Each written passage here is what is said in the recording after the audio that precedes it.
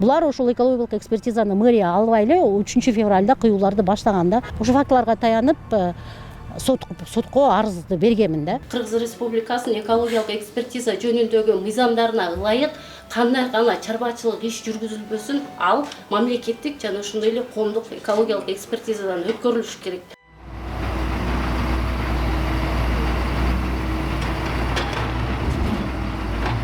Интербилим коомдук уюмунун Оштогу жетекчиси Гүлгакы Мамасалиева Ош шаардык кеңешинин депутаттарынын үстүнөн арыз менен сотко кайрылды. Анда Мамасалиева кала башчысы Жеңишбек Токторбаев шаардагы 3833 даракты кыюу чечимин бир күндүн ичинде кабыл алып, депутаттар анын чечимин экологиялык корутундусу жок кабыл алып колдоп берген деп жазган.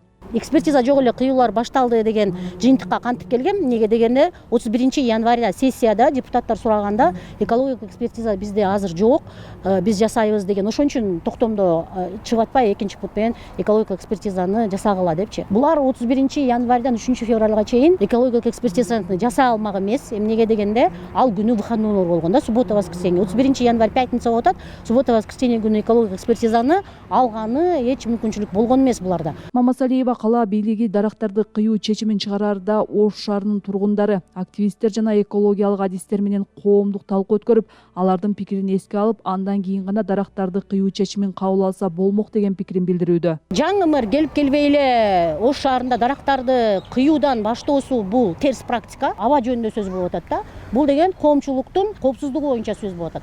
Коомчулуктун коопсуздугу сөз болгон маалда ал нерседе сөзсүз түрдө коомчулук менен коомдук талкуу болуш керек. Сессия эмес, жергиликтүү кеңештердин сессиясы эмес, депутаттар менен талкуу эмес, коомчулук менен талкуу болуш керек бул нерсе. 31 январь күнү Ош шаарынын мэри шаардык кеңештин кезексиз сессиясын өткөрүп, күн тартибине шаардагы дарактарды кыюу маселесин койгон. Сессияга жалпы 45 депутат катышып, баары 3833 дарактын кыйылышына макул деп добуш берген. Ал жерде да ошо экология кызматынын жетекчилери бар болчу. Алга дагы суроо иретинде узаттык. Мен мындай стенограмманы көтөрүп көрсөңөр болот. Ал жерде устно жообу бар. Биз макулбуз, анткени баары карып калды деген жоопту беришти. Бирок эмне себептен кагаз түрүндө алардын корутундусу бар экенин, жок экенин билбейм. Жоктугунан биз ошол суроону мындай берип, жообун алып туруп, андан ошол өзүбүздүн сунуштарды берип туруп колдоп бердик. Ош шаарынын вице-мэри Сонунбек Жунуспаев бул жылы 3800дөн ашуун дарактын баары кыйылбай турганын, Курман Жандатка көчөсүндөгү 1400дөн ашуун дарак кыйылып, калган көчөлөрдөгү дарактар этап-этабы менен кесиле турганын айтты. Ошондой эле ал дарактарды кыюу боюнча бир нече жолу тиешелүү адистер жана кызматтар менен коомдук өткөрүп, экология кызматынан атайын корутунду алганын да кошумчалады. Карасаңыз, иштери бүт баары чирип калган. Биз албетте буга чейин коомдук өткөргөнбүз, илимпоздор чакырганбыз. 2 жол жыйын болгон. Биологторду, экологторду бүт баары келип, Ошто мен деген ким жанакы Алжапар Акулов агайлар келип баш болуп кыркыш керек. Булар оорулуу, иштери чирип калган деп канча ирет бизге кайрылган. Айтканда туура чыкты. Кыркандан кийин 90% чириген, оорулуу чыкты. Эрозия болуп. Ош шаарынын мэриясы 11 февралда Курман Жандатка көчөсүндөгү дарактар кыйылгандан кийин экологтор, коомдук уюмдар жана активисттердин катышуусунда тегерек стол өткөрдү. Анда вице-мэр кыйылган дарактардын карып калганын белгилеп, жаңы отургузула турган дарактардын түрлөрү боюнча адистерден кеңеш алуу максатында аларды чогултканын билдирди. Жыйында көпчүлүк экологтор Жунуспаевдин айткандарына макул болушса, айрымдары дарактардын жапырт кыйылуусун сындады. 90%га чейин чирип калыптыр, ооруп калыптыр деп атасыздар да.